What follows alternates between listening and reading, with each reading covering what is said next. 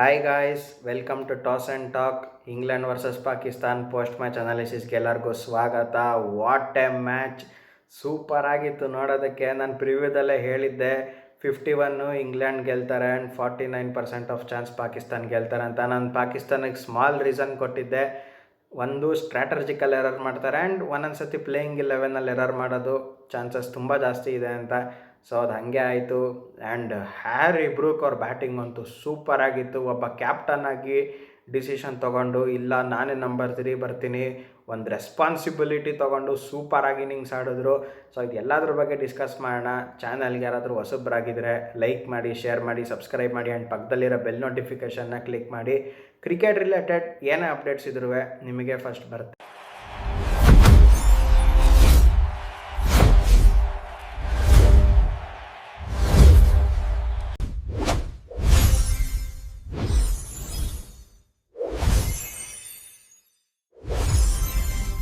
Playing 11 ಬಗ್ಗೆ discuss ಮಾಡೋಣ. ನನ್ನ ಪ್ರಿವ್ಯೂಲಿ ಹೇಳ್ದಂಗೆ ಇಂಗ್ಲೆಂಡ್ ಅವರು ಸೇಮ್ ಅದೇ ಥರ ಹೋದರು. ಬಟ್ ನಾನು ಒಂದು ಹೇಳಿದ್ದೆ, ಬ್ಯಾಟಿಂಗಲ್ಲಿ ಏನಾದರೂ ಸ್ವಲ್ಪ ಇಂಪ್ರೂವ್ಮೆಂಟ್ ಬೇಕಂದರೆ ಬೆನ್ ಡಕೆಟ್ನ ಓಪನಿಂಗ್ ಕಳಿಸ್ಬಿಟ್ಟು ಜಾಸ್ ಬಟ್ಲರ್ನ ನಂಬರ್ 3 ಕಳಿಸಿದ್ರೆ ಚೆನ್ನಾಗಿರುತ್ತೆ ಅಂತ. ಬಟ್ಟು ಅವ್ರು ಆ ಥರ ಮಾಡಲಿಲ್ಲ. ಒಂದು 3-4 ಗೇಮ್ಸ್ ಇನ್ನು ಮಿಕ್ಕಿರೋದ್ರಿಂದ ಬಟ್ಲರ್ನೇ ವಾಪಸ್ ಫಾರ್ಮಿಗೆ ಬರಲಿ ಅನ್ನೋ ರೀತಿಲಿ ಇದು ಮಾಡಿರ್ತಾರೆ ಅಂತ. ಸೊ ಅವ್ರು ಹಾಗೆ ಹೋದರು. ಸೊ ಇಂಗ್ಲೆಂಡ್ 11 ಸಾರ್ಟೆಡ್ಡು, ನಾನು ಪ್ರಿವ್ಯೂದಲ್ಲೇ ಹೇಳಿದ್ದೆ. ಇವಾಗ ನೆಕ್ಸ್ಟ್ ಪಾಕಿಸ್ತಾನ್ 11 ಅಂತ ಬಂದಾಗ ಇಲ್ಲೇ ಮೇಯ್ನ್ ಅವರು ಮಿಸ್ಟೇಕ್ ಮಾಡಿದ್ದು. ಇವಾಗ ಶಾಹಿನ್ ಅಫ್ರಿದಿನ ತಂದರು, ಅದು ಒಳ್ಳೆ ಡಿಸಿಷನ್ನೇ, ರಾಂಗ್ ಅಂತ ಹೇಳಲ್ಲ. ಬಟ್ ಯಾರು ಬದಲು ತಂದರು ಅನ್ನೋದು ತುಂಬ ಇಂಪಾರ್ಟೆಂಟ್ ಆಗುತ್ತೆ. ಏನಕ್ಕಂದರೆ ಇವತ್ತು ಫೈಮ್ ಅಶ್ರಫ್ನ ಡ್ರಾಪ್ ಮಾಡ್ತಾರೆ. ಅವರು ಒಂಥರ ಫಿನಿಷರ್ ರೋಲಲ್ಲಿ ಆಡಿಬಿಟ್ಟು ಸಿಕ್ಸಸ್ ಎಲ್ಲ ಹೊಡೆದು ಗೆಲ್ಸಿದ್ದಾರೆ ಪಾಕಿಸ್ತಾನ್ಗೆ. ಇವಾಗ ನಾನು ನೆದರ್ಲ್ಯಾಂಡ್ಸ್ ಮ್ಯಾಚ್ ಬಗ್ಗೆ ಮಾತಾಡ್ತಾ ಇಲ್ಲ, ಇದ್ರ ಹಿಂದೆನೂ ಅಷ್ಟೇ ತುಂಬ ಸತಿ ಒಂದು ಫಿನಿಷರ್ ರೋಲಲ್ಲೆಲ್ಲ ಗೆಲ್ಸಿದ್ದಾರೆ. ಸೊ ಅವ್ರ ಬದಲು ಶಾಹಿನ್ ಅಫ್ರಿದಿನ ತಂದರು ಆ್ಯಂಡ್ ಈ ಬಾಬರ್ ಆಜಮ್ನ ಬ್ಯಾಕ್ ಮಾಡಿದ್ರು. ಸೊ ಇದದು ಯಾವ ಥರ ಡಿಸಿಷನ್ನು ಇಲ್ಲ. ನಾನು ಹೇಳಿದ್ದೆ ಪ್ಲೇಯಿಂಗ್ 11ಅಲ್ಲಿ ಇವ್ರು ಏನಾದರೂ ಎರರ್ ಮಾಡಿದ್ರೆ, ಸ್ಟ್ರಾಟಜಿಕಲ್ ಎರರ್ ಮಾಡಿದ್ರೆ 100% ಪಾಕಿಸ್ತಾನ ಸೋಲುತ್ತೆ ಅಂತ. ಸೊ ಇವತ್ತು ಹಾಗೆ ಆಗೋಯ್ತು. ಇವಾಗ ಮ್ಯಾಚ್ ಸ್ಟಾರ್ಟಿಂಗಿಂದ ಬಂದ್ಬೇಡ. ಸೊ ಟಾಸ್ ಗೆದ್ಬಿಟ್ಟು ಪಾಕಿಸ್ತಾನವ್ರು ಬ್ಯಾಟಿಂಗ್ ಚೂಸ್ ಮಾಡ್ತಾರೆ. ನಾನು ಪ್ರಿವ್ಯೂದಲ್ಲಿ ಹೇಳಿದ್ದೆ, ಇವಾಗ ಟಾಸ್ ಅನ್ನೋದು ಯಾರಿಗೂ ಅಡ್ವಾಂಟೇಜ್ ಅಂತಲೇ ಹೇಳೋಕ್ಕಾಗಲ್ಲ. ಬಟ್ ಯಾವ್ದಾದ್ರು ಒಂದು ಟೀಮ್ ಫಸ್ಟ್ ಬ್ಯಾಟಿಂಗ್ ಆಡಿಬಿಟ್ಟು ಒಂದು 175 to 180 ಹೊಡಿಲೇಬೇಕು ಅಂತ, ಇಲ್ಲಾಂದರೆ ಸ್ವಲ್ಪ ಕಷ್ಟ ಇರುತ್ತೆ ಅಂತ. ಸೊ ಪಾಕಿಸ್ತಾನವರು 164 ಹೊಡಿತಾರೆ. ಸೊ ಒಂದು ಆ್ಯಾವರೇಜ್ ಸ್ಕೋರ್ ಹತ್ರ ಇರ್ತಾರೆ. ಬಟ್ಟು 175 to 180 ಬರಲಿಲ್ಲ. ಒಂದು 11 to 12 ರನ್ಸ್ ಶಾರ್ಟಲ್ಲೇ ಇರ್ತಾರೆ. ಸೊ ಇವಾಗ ಇವ್ರು ಬ್ಯಾಟಿಂಗ್ ಬಗ್ಗೆ ಮಾತಾಡೋಣ. ಸಾಹಿಬ್ಜಾದಾ ಫರಾನ್ ಬಿಟ್ಟರೆ ಇನ್ಯಾರೂ ಅಷ್ಟು ಕನ್ವಿನ್ಸಿಂಗ್ ಆಗಿ ಆಡಲಿಲ್ಲ. ಫಕರ್ ಜಮಾನು ಆ್ಯಂಡ್ ಶಾದಾಬ್ ಖಾನ್ ಎಲ್ಲ 20+20+ ಕಾಂಟ್ರಿಬ್ಯೂಟ್ ಮಾಡಿದ್ರು. ಒಂದು 2-3 ಸಿಕ್ಸ್ ಎಲ್ಲ ಹೊಡೆದು ಒಂದು ಸ್ಮಾಲ್ ಕ್ಯಾಮಿಯೋ ಅಂತ. ಅಷ್ಟು ಬಿಟ್ಟರೆ ಫರಾನ್ ಒಬ್ಬರೇ ನೀಟಾಗಿ ಆಡಿದ್ದು. ಯಾವಾಗಲೂ ಅಷ್ಟೇ ಅವರೊಬ್ಬರು ನಿಂತ್ಕೋತಾರೆ, ಇನ್ಯಾರೂ ಆಡೋದೇ ಇಲ್ಲ. ಆ್ಯಂಡ್ ಇವಾಗ ಮೇಯ್ನ್ ಸೋಲಕ್ಕೆ ಒಂಥರ ಬಾಬರ್ ಆಜಮ್ಮೇ ಕಾರಣ ಆಗೋದ್ರು. ಏನಕ್ಕಂದ್ರೆ ಆ ಕಡೆ ಫೈಮ್ ಅಶ್ರಫ್ ಇರಲಿಲ್ಲ, ಶಾಹಿನ್ ಅಫ್ರಿದಿ ಬಂದರು, ಅದೊಂದು. ಆ್ಯಂಡ್ ಈ ಬಾಬರ್ ಆಜಮ್ ಸಿಕ್ಕಾಪಟ್ಟೆ ಸ್ಲೋ ಇನ್ನಿಂಗ್ಸ್ ಆಡಿದ್ರು. ಪವರ್ ಪ್ಲೇಲಿ ಬರ್ತಾರೆ, ಫಸ್ಟು 1-2 ಬಾಲೇನೋ ಇಂಟೆಂಟ್ ತೋರಿಸ್ತಾರೆ, ಇವತ್ತೇನೋ ಸ್ವಲ್ಪ ಬೇರೆ ಥರ ನೋಡ್ಬೋದು ಅನ್ಕೊಂಡ್ರೆ ಏನೂ ಮಾಡಲಿಲ್ಲ. 24 ಬಾಲ್ ತಗೊಂಡು 25 ರನ್ ಹೊಡಿತಾರೆ. ಇಲ್ಲೇ ಅರ್ಧ ತಿಂದಾಕಿದ್ರು ಬಾಲ್ಸ್ನ.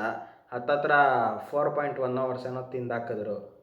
ಇಲ್ಲೇ ಒಂಥರ ಮೇಜರ್ ಇದಾಗೋಯ್ತು. ಆಮೇಲೆ ಒಂದು ಲಾಸ್ಟ್ 4 overs ಇರೋವಾಗಂತೂ ಅವ್ರ ಕೈಲಿ ಏನೂ ಮಾಡೋಕ್ಕಾಗಿಲ್ಲ. ಬರೀ ಸಿಂಗಲ್ಸ್ ಹೊಡ್ತಾ ಇದ್ದಾರೆ. ಬೌಂಡ್ರೀಸ್ ಅಂತ ಒಳ್ಳೊಳ್ಳೆ ಪ್ಲೇಯರ್ಸ್ ಇಲ್ಲ, ಎಲ್ಲರೂ ಔಟಾಗಿ ಹೋಗಿದ್ರು. ಸೊ ಇವಾಗ ಇದಿಷ್ಟು ಪಾಕಿಸ್ತಾನ ಎಲ್ಲ ಸೇರಿಬಿಟ್ಟು 164 ಹೊಡಿತಾರೆ. ಆ್ಯಂಡ್ ಇಂಗ್ಲೆಂಡ್ ಬೌಲಿಂಗ್ ಬಗ್ಗೆ ಮಾತಾಡಲೇಬೇಕು. ತುಂಬ ಚೆನ್ನಾಗಿ ಬೌಲಿಂಗ್ ಮಾಡಿದ್ರು. ಜೋಫ್ರಾ ಆರ್ಚರ್ ಇರ್ಬೋದು, ಸಾಕಾದಾಗಿ ಮಾಡಿದ್ರು. ಹಳೆ ಆರ್ಚರ್ನ ನೋಡ್ದಂಗಿತ್ತು. ಆ್ಯಂಡ್ ಅವ್ರ ಜೊತೆ ಜೇಮಿ ಓವರ್ಟರ್ನು ನ್ಯೂ ಬಾಲ್ನ ಶೇರ್ ಮಾಡ್ತಾರೆ. ಅವರು ಒಂದು ಲೆವೆಲಿಗೆ ತುಂಬ ಚೆನ್ನಾಗಿ ಮಾಡಿದ್ರು. ಆ್ಯಂಡ್ ಲಿಯಾನ್ ಡಾಸನ್ ಅವರು 3 ವಿಕೆಟು ಸಾಕಾದಾಗಿ ಮಾಡಿದ್ರು. ಸೊ ಎಲ್ಲ ಸೇರಿ. ಆ್ಯಂಡ್ ಇನ್ನೊಂದೇನೆಂದ್ರೆ ವಿಲ್ ಜಾಕ್ಸ್ ಒಬ್ಬರು ಸ್ವಲ್ಪ ಕಾಸ್ಟ್ಲಿ ಆದರು. ಅಷ್ಟು ಬಿಟ್ಟರೆ ಇನ್ನೆಲ್ಲರೂ ತುಂಬ ಚೆನ್ನಾಗಿ ಮಾಡಿದ್ರು. ಆದಿಲ್ ರಶೀದ್ ಅವರು ಡಿಸೆಂಟಾಗಿ ಬೌಲಿಂಗ್ ಮಾಡಿದ್ರು. ಸೊ ಇದೊಂಥರ ಓವರಾಲ್ ಪರ್ಫಾರ್ಮೆನ್ಸ್ ಎಲ್ಲ ಚೆನ್ನಾಗಿತ್ತು. ಸೊ 164 ಹೊಡಿತಿದ್ದಂಗೆ ಇದನ್ನು ಚೇಸ್ ಮಾಡೋಕ್ಕೆ ಬರ್ತಾರೆ ಇಂಗ್ಲೆಂಡ್ ಅವರು. ನಾನು ಫಸ್ಟೇ ಹೇಳಿದ್ದೆ, ಸ್ಪಿನ್ನರ್ಸಿಗೆ ಯಾರು ಚೆನ್ನಾಗಿ ಆಡ್ತಾರೆ ಆ್ಯಂಡ್ ಫೀಟ್ ಯೂಸ್ ಮಾಡ್ಕೊಂಡು ಯಾರು ತುಂಬ ಚೆನ್ನಾಗಿ ಆಡ್ತಾರೆ ಅವ್ರಿಗೆ ಒಂಥರ ಆರಾಮಾಗಿ ಗೆಲ್ಬೋದು ಅಂತ. ಸೊ ಓಪನರ್ಸ್ ಇಬ್ಬರು ಬೇಗ ಔಟಾಗಿ ಹೋಗ್ತಾರೆ. ನಂಗೆ ಜಾಸ್ ಬಟ್ಲರ್ದಂತೂ ನಿಜವಾಗ್ಲೂ ತುಂಬ ಬೇಜಾರಾಗುತ್ತೆ. ಯಾಕಂದರೆ ನಾನು ಈ ಥರ ಫೇಲ್ಯೂರು ಜಾಸ್ ಬಟ್ಲರ್ದು ನೋಡೇ ಇಲ್ಲ. ನಾನು ಅವ್ರದ್ದು ಆಲ್ಮೋಸ್ಟು ಅವ್ರ ಕ್ರಿಕೆಟ್ ಸ್ಟಾರ್ಟಿಂಗ್ ಕೆರಿಯರಿಂದ ನೋಡ್ಕೊಂಡು ಬಂದಿದ್ದೀನಿ. ಇವಾಗ ಇವ್ರು ಹೆಂಗೆ ಆಗ್ಬಿಟ್ಟಿದ್ದಾರೆ ಅಂದರೆ ಕಾಲು ಬರ್ತಾ ಇಲ್ಲ, ಕೈ ಬರ್ತಾ ಇಲ್ಲ. ಅದೊಂಥರ ಫಾರ್ಮಲ್ಲಿ ಇದ್ದಿದ್ರು ಬಟ್ಲರು, ಬಾಲ್ಗೆಲ್ಲ ಸಿಕ್ಸ್ ಹೊಡೆಯೋರು ಅವರು. ಶಾಹಿನ್ ಶಾಫ್ರಿದಿ ಚೆನ್ನಾಗಿ ಬೌಲಿಂಗ್ ಮಾಡಿದ್ರು ಪವರ್ ಪ್ಲೇಲಿ, ಇಲ್ಲ ಅಂತಲ್ಲ, ಬಟ್ ಫಾರ್ಮಲ್ಲಿ ಇದ್ದಿದ್ರು ಬಟ್ಲರ್ ಬೇರೆ ಥರ ಆಗಿರೋದು. ಸೊ ಅದೊಂಥರ ನಂಗೆ ಬೇಜಾರಾಯಿತು. ಆ್ಯಂಡ್ ಫಿಲ್ ಸಾಲ್ಟ್ 0ಗೆ ಔಟ್ ಆದರು. ಸೊ ಏನೂ ಮಾಡೋಕ್ಕಾಗಲ್ಲ, ಯಾಕಂದರೆ ಎಲ್ಲ ಗೇಮ್ನು ಬಂದುಬಿಟ್ಟು ಒಬ್ಬರನ್ನ ಆಡು ಅಂತ ಏನು ಹೇಳೋಕ್ಕಾಗಲ್ಲ. ಸೊ ಇಷ್ಟಕ್ಕೆ ಫುಲ್ ಎಕ್ಸೈಟ್ ಆಗಿರ್ತಾರೆ ಪಾಕಿಸ್ತಾನ ಅವರು, ಬಟ್ ಅವ್ರಿಗೆ ಗೊತ್ತಿರಲ್ಲ ಆವಾಗಿಂದ ನಿಜವಾದ ಗೇಮ್ ಶುರುವಾಗುತ್ತೆ ಅಂತ. ಬರ್ತಾರೆ ಹ್ಯಾರಿ ಬ್ರೂಕು, ಒಂಥರ ಸರ್ಪ್ರೈಸ್ ಡಿಸಿಷನ್ನು. ನಂಬರ್ 5 ನಂಬರ್ 4ಅಲ್ಲಿ ಬರೋಂಥವ್ರು ನಂಬರ್ 3ಗೆ ಬರ್ತಾರೆ, ನಾನು ರೆಸ್ಪಾನ್ಸಿಬಿಲಿಟಿ ತೊಗೋತೀನಂತ.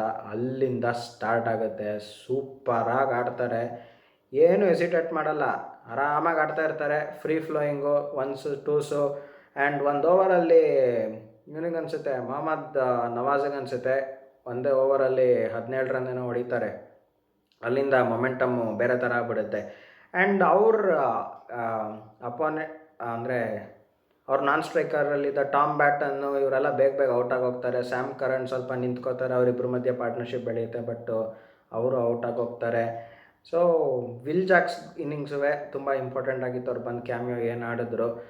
ಸೊ ಅದು ಒಂಥರ ಚೆನ್ನಾಗಿತ್ತು. ಬಟ್ ಹ್ಯಾರಿ ಬ್ರೂಕ್ 100 ಹೊಡಿತಾರೆ, ಸೂಪರ್ ಆಗಿತ್ತು. ಒಂದೊಂದು ಶಾಟ್ ನೋಡೋದಕ್ಕೆ ಸೂಪರಾಗಿತ್ತು. ಫ್ರಂಟ್ ಫುಟ್ ಬಂದರು, ಚೆನ್ನಾಗಿ ಫೀಟ್ ಯೂಸ್ ಮಾಡಿಕೊಂಡು ಬ್ಯಾಕ್ ಫುಟ್ಟಲ್ಲಿ ಕೆಲವೊಂದು ಶಾಟ್ಸ್ ಹೊಡೆದ್ರು, ಅದಂತೂ ಇನ್ನೂ ತುಂಬ ಚೆನ್ನಾಗಿತ್ತು. ಎಲ್ಲೂ ರನ್ ರೇಟ್ ಕೆಳಗೆ ಮೇಲೆ ಏರೋಕ್ಕೆ ಬಿಡಲಿಲ್ಲ ಹ್ಯಾರಿ ಬ್ರೂಕ್ ಅವರು. ಸೊ ಅವ್ರ ಇನ್ನಿಂಗ್ಸ್ ಅಂತೂ ಹ್ಯಾಟ್ಸ್ ಆಫ್, ತುಂಬ ಚೆನ್ನಾಗಿ ಆಡಿದ್ದಾರೆ, ಕ್ರೆಡಿಟ್ಸ್ 100% ಕೊಡಲೇಬೇಕು. ಆ್ಯಂಡ್ ಪಾಕಿಸ್ತಾನದು ಸ್ಟ್ರಾಟಜಿಕಲ್ ಎರರ್ ಏನಂದರೆ, ಇವಾಗ 8ನೇ ಓವರ್ ಉಸ್ಮಾನ್ ತಾರಿಕ್ನ ಕರೆಸ್ತಾರೆ, ಅದಾದಮೇಲೆ ಒಂದು ವಿಕೆಟು ತೆಕ್ಕೊಡ್ತಾರೆ, ಟಾಮ್ ಬ್ಯಾಟನ್ನ ಔಟಾಗಿದ್ದು. ಅದಾದ್ಮೇಲೆ ಓವರ್ನ ಕಟ್ ಮಾಡಿಬಿಡ್ತಾರೆ, ಮತ್ತು 11ನೇ ಓವರ್ 12ನೇ ಓವರ್ನ ಕೊಡ್ತಾರೆ ಸಲ್ಮಾನಾಗ. ಅದು ಏನು ಥರ ಗೊತ್ತಿಲ್ಲ. ಅಲ್ಲಿ 2 ಓವರ್ಗೆ ಒಂದು ಸತಿ ಓವರ್ಸ್ ಮಧ್ಯೆ ಬಂದುಬಿಟ್ಟು ಅಲ್ಲಿ ಮೈಕ್ ಹಸನ್ ಬಂದುಬಿಟ್ಟು ಮೆಸೇಜ್ ಕೊಟ್ಟಿದ್ದಾಗೋಯ್ತು ಅಷ್ಟೇ. ಕಂಪ್ಲೀಟ್ ಎರರ್ ಆಗೋಯ್ತು. ಫಸ್ಟು ಒಂದು 5-6 ಓವರು ಪಾಕಿಸ್ತಾನವ್ರು ಗೇಮಲ್ಲಿದ್ದರು, ಅಷ್ಟು ಬಿಟ್ಟರೆ ಆಮೇಲೆ ಇನ್ನು ಕಂಪ್ಲೀಟ್ ಇಂಗ್ಲೆಂಡ್ದೇ ಗೇಮು ಸೂಪರಾಗಿ ಮಾಡಿದ್ರು. ಸೊ ಇದೊಂಥರ ಪಾಕಿಸ್ತಾನ ಸೋತರು, ಇನ್ನೇನು ಜಾಸ್ತಿ ಹೇಳೋಕ್ಕಾಗಲ್ಲ. ಕ್ರೆಡಿಟ್ಸು ಇಂಗ್ಲೆಂಡ್ ಬ್ಯಾಟಿಂಗಿಗೆ ಕೊಡಲೇಬೇಕು, ತುಂಬ ಚೆನ್ನಾಗಿ ಆಡಿದ್ರು. ಆ್ಯಂಡ್ ಹ್ಯಾರಿ ಬ್ರೂಕ್ ಇನ್ನೊಂದು ಬುದ್ಧಿವಂತರ ಏನು ಮಾಡಿದ್ರು ಅಂದರೆ, ಉಸ್ಮಾನ್ ತಾರಿಕಿಗೆ ನೋಡ್ಕೊಂಡು ಆಡಿದ್ರು, ಇನ್ನು ಮಿಕ್ದವ್ರಿಗೆಲ್ಲ ತುಂಬ ಚೆನ್ನಾಗಿ ಇದು ಮಾಡಿದ್ರು. ಸೊ ಓವರಾಲ್ ಇಂಗ್ಲೆಂಡ್ ವಿನ್ ಆಗಿದ್ದಾರೆ ಇಂಟು ದ ಸೆಮಿಫೈನಲ್ಸು. ಇನ್ನು ಒಂದು ಮ್ಯಾಚ್ ಏನೋ ಇದೆ, ಸೊ ಅದು ಅವ್ರು ಅಷ್ಟೇನು ಬಾದರ್ ಮಾಡ್ಕೊಳಕ್ಕೋಗಲ್ಲ. ಸೊ ಒಂದು ಏನು ಮಾಡ್ಬೋದು ಅಂದರೆ, ಬೆನ್ ಡಕೆಟ್ಗೆ ಏನಾದರೂ ಒಂದು ಟ್ರೈ ಮಾಡ್ಬೋದು. ಅಷ್ಟು ಬಿಟ್ಟರೆ ಸೇಮ್ ಬಟ್ಲರ್ ಜೊತೆನೇ ಹೋಗ್ತೀನಿ ಅಂದರೆ ಮೇ ಬಿ ಮುಂದೆ ಇವಾಗ ಟೂರ್ನಮೆಂಟಲ್ಲಿ ನಾಕ್ಔಟ್ಸ್ ಅಂತ ಬಂದಾಗ ಈ ಸೆಮಿಫೈನಲ್ಸ್ ಇರ್ಬೋದು, ಸೊ ಅದರಲ್ಲೆಲ್ಲ ಸ್ವಲ್ಪ ಏನಾದ್ರು ಪ್ರಾಬ್ಲಮ್ ಆಗ್ಬೋದು. ಅಷ್ಟು ಬಿಟ್ಟರೆ ಸೊ 100% ಕ್ರೆಡಿಟ್ಸು ಬ್ರೂಕಿಗೆ ಕೊಡಲೇಬೇಕು. ಇಂಗ್ಲೆಂಡ್ ಅವ್ರು ಗೆದ್ದಿದ್ದಾರೆ. ಸೊ ಪ್ರೆಷರ್ ಸಿಚುವೇಷನಲ್ಲಿ ಇಂಗ್ಲೆಂಡ್ ಅವ್ರು ಹೆಂಗೋ ವಿನ್ ಹಾಕ್ಕೊಂಡು ಬರ್ತಾಯಿದ್ದಾರೆ. ಲಾಸ್ಟ್ ಗೇಮ್ ಅವ್ರು ಬೌಲರ್ಸ್ ಹೆಲ್ಪ್ ಮಾಡಿದ್ರು ವಿನ್ ಆಗೋದಕ್ಕೆ. ಈ ಸತಿ ಹ್ಯಾರಿ ಬ್ರೂಕ್ ಸಿಂಗಲ್ ಹ್ಯಾಂಡೆಡ್ಲಿ ತೊಗೊಂಡೋದ್ರು. ಸೊ ಹ್ಯಾರಿ ಬ್ರೂಕು 5 6 10 4 ಏನೋ ಹೊಡೆದಿದ್ದಾರೆ. ಸೊ ಗ್ರೌಂಡಲ್ಲಿ ಆಡಿದ್ದೇ ಜಾಸ್ತಿ ಬಿಗ್ ಶಾಟ್ಸಿಗಿಂತನೂ. ಸೊ ಇಷ್ಟ ಆಗಿತ್ತು video, post match analysis England versus Pakistan. So video ಇಷ್ಟ ಆಗಿದ್ರೆ ಲೈಕ್ ಮಾಡಿ, ಶೇರ್ ಮಾಡಿ, ಸಬ್ಸ್ಕ್ರೈಬ್ ಮಾಡಿ, ಆ್ಯಂಡ್ ಪಕ್ಕದಲ್ಲಿರೋ ಬೆಲ್ ನೋಟಿಫಿಕೇಷನ್ನ